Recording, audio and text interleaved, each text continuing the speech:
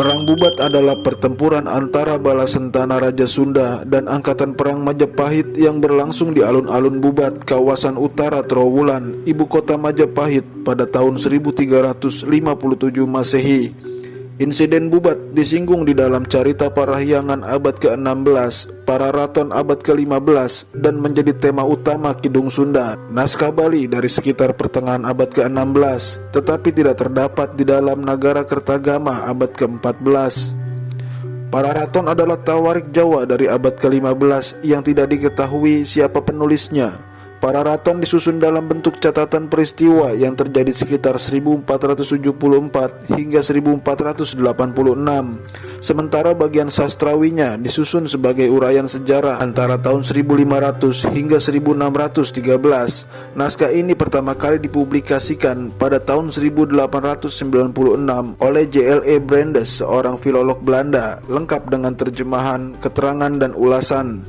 Peristiwa Perang Bubat baru mengemuka pada abad ke-16 di dalam karya sastra Sunda yang berjudul Carita Parahyangan, kendati hanya berupa sepotong informasi singkat mengenai insiden itu. Di dalam Carita Parahyangan, Putri Raja Sunda disebut Tohan, artinya yang dituakan atau yang dimuliakan. Carita Parahyangan memuat bait Pan Prangrang di Majapahit yang diterjemahkan menjadi Orang Berperang di Majapahit. Pada tahun 1927, Sissyberg, sejarawan Belanda, menerbitkan teks Kidung Sunda berikut terjemahannya. Karya sastra Bali ini menyingkap insiden Bubat dan merupakan bentuk ringkas dari Kidung Sundayana. Berg menyebut Kidung Sunda yang kemungkinan besar disusun setelah tahun 1540 di Bali memuat fakta-fakta bersejarah karena insiden Bubat dikukuhkan oleh naskah Sunda kuno, Carita Parahyangan. Namun tanggal penulisan naskah asli Kidung Sunda mungkin lebih awal dari abad ke-14 Masehi. Beberapa ahli cukup ragu dengan beberapa teks tersebut, termasuk Pararaton. Sejarawan Aminuddin Kusdi menyebut bahwa Kidung Sunda merupakan sumber sekunder bahkan tersier. Beberapa fakta di dalamnya tidak sesuai dengan sumber lain yang lebih kredibel seperti prasasti. Dan periode abad ke-19 yang merupakan masa penulisan Kidung Sunda dikenal sebagai masa munculnya beberapa karya sastra kontroversial. Dan menurut arkeolog Hasan Jafar, dari 30 prasasti kerajaan Sunda dan 50 prasasti kerajaan Majapahit, tidak ada yang menyebut mengenai Perang Bubat. Sumber hanya berasal dari naskah atau manuskrip. Patut dicermati bahwa Nagara Kertagama yang dikarang Empu Prapanca pada tahun 1365 dan secara luas dipandang sebagai sumber primer sejarah Majapahit sama sekali tidak menyinggung peristiwa ini. Oleh karena itu, beberapa sejarawan mempertanyakan keaslian Pararaton serta berpendapat bahwa Kidung Sunda hanyalah sebuah novel fiksi kuno dan Perang Bubat tidak pernah terjadi. Namun penting untuk dipahami bahwa Nagara Kertagama adalah sebuah puja sastra. Marwati Junet Pusponegoro dan Nugroho Oto Susanto memaparkan di dalam Sejarah Nasional Indonesia II bahwa peristiwa ini tampaknya sengaja dikesampingkan Empu Prapanca karena tidak berkontribusi bagi kegemilangan Majapahit, bahkan dapat dianggap sebagai kegagalan politis Gajah Mada untuk menundukkan orang Sunda. Perang Bubat diawali dari rencana perkawinan politik antara Raja Hayam Wuruk dengan Dyah Pitaloka Citra Resmi, putri Raja Sunda Prabu Linggabuana. Tradisi menggambarkannya sebagai gadis dengan kecantikan luar biasa. Patih Madu, seorang mak comblang dari Majapahit, diutus ke kerajaan untuk meminangnya. Senang dengan lamaran dan melihat kesempatan untuk membina aliansi dengan Majapahit, kerajaan terkuat di wilayah itu, Raja Sunda memberikan restunya dan memutuskan untuk menemani putrinya ke Majapahit untuk pernikahan. Pada tahun 1357, Raja Sunda dan keluarga kerajaan tiba di Majapahit setelah berlayar melintasi Laut Jawa dengan armada 200 kapal besar dan 2000 kapal kecil. Keluarga kerajaan menaiki kapal jung dengan 9 lantai dan mendarat di pelabuhan Hujung Galuh, berlayar ke daratan melalui Sungai Berantas dan tiba di pelabuhan Sungai Canggu. Rombongan kerajaan kemudian berkemah di alun-alun Bubat di bagian utara Trowulan, ibu kota Majapahit, dan menunggu upacara pernikahan. Namun Gajah Mada, Perdana Menteri Majapahit, melihat acara tersebut sebagai kesempatan untuk menuntut penyerahan Sunda ke Kerajaan Majapahit dan bersikeras bahwa alih-alih menjadi Ratu Permaisuri dari Majapahit, sang putri harus ditampilkan sebagai tanda penyerahan dan diperlakukan sebagai selir Raja Majapahit belaka.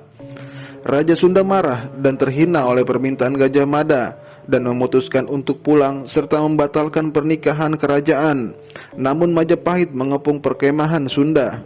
Akibatnya, terjadi pertempuran kecil yang tidak seimbang di alun-alun antara tentara Majapahit dan keluarga kerajaan Sunda untuk mempertahankan kehormatan mereka.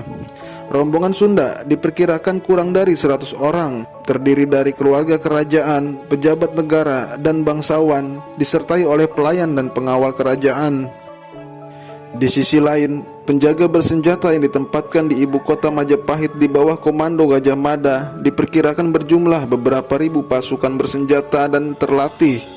Rombongan Sunda dikepung di tengah alun-alun Bubat. Beberapa sumber menyebutkan bahwa orang Sunda berhasil mempertahankan alun-alun dan menyerang balik pengepungan Majapahit beberapa kali. Namun seiring berjalannya hari, orang Sunda kelelahan dan kewalahan. Meski menghadapi kematian tertentu, orang Sunda menunjukkan keberanian dan kesatria yang luar biasa. Satu persatu, semuanya jatuh. Raja Sunda tewas dalam duel dengan seorang jenderal Majapahit serta bangsawan Sunda lainnya, dengan hampir semua pihak kerajaan Sunda dibantai dalam tragedi itu. Putri yang patah hati bersama dengan semua wanita Sunda yang tersisa mengambil nyawanya sendiri untuk membela kehormatan dan martabat negaranya. Ritual bunuh diri oleh para wanita dari kelas kesatria setelah kekalahan kaum laki-laki mereka adalah untuk mempertahankan harga diri dan kehormatan mereka, serta untuk melindungi kesucian mereka daripada menghadapi kemungkinan penghinaan melalui pemerkosaan, penaklukan, atau perbudakan. Wafatnya Dyah Pitaloka ditangisi oleh Hayam Wuruk dan seluruh penduduk kerajaan Sunda yang telah kehilangan sebagian besar anggota keluarga kerajaannya. Kemudian Raja Hayam Wuruk menikah dengan Paduka Sori, sepupunya sendiri. Perbuatan Pitaloka dan keberanian ayahnya dipuja sebagai tindakan mulia, kehormatan, keberanian, dan martabat dalam tradisi Sunda. Prabu Maharaja Linggabuana Wisesa dipuja oleh orang Sunda sebagai Prabu Wangi karena tindakan heroik untuk mempertahankan kehormatannya melawan Majapahit. Keturunannya yang kemudian menjadi Raja Sunda disebut Siliwangi, yang berarti penerus wangi. Gajah Mada menghadapi tantangan, ketidakpercayaan, dan ejekan di istana Majapahit karena tindakannya yang ceroboh, yang tidak sesuai selera para bangsawan Majapahit. Ia telah mempermalukan martabat Majapahit dan merusak pengaruh Raja Hayam Wuruk. Peristiwa malang ini juga menandai berakhirnya karir Gajah Mada, karena tidak lama setelah peristiwa ini, Raja memaksa Gajah Mada untuk pensiun dini melalui pemberian Perdana Menteri Tanah di Madakaripura, sehingga diasingkan jauh dari urusan istana ibu kota. Tragedi ini sangat merusak hubungan antara kedua kerajaan dan mengakibatkan permusuhan selama bertahun-tahun yang akan datang. Situasi ini tidak pernah kembali normal. Pangeran Niskalawastu Kancana, adik putri Pitaloka yang semasa kecil tinggal di keraton ibu kota Kawali dan tidak menemani keluarganya ke Majapahit, menjadi satu-satunya pewaris Raja Sunda yang masih hidup. Kebijakannya setelah naik tahta antara lain memutuskan hubungan diplomatik Sunda dengan Majapahit, memberlakukan kebijakan isolasi terhadap Majapahit, termasuk memberlakukan undang-undang larangan estriti luaran yang melarang orang Sunda menikah dengan orang Jawa. Reaksi-reaksi ini mencerminkan kekecewaan dan kemarahan Sunda terhadap Majapahit dan kemudian berkontribusi pada permusuhan Sunda Jawa yang mungkin masih berlangsung hingga saat ini.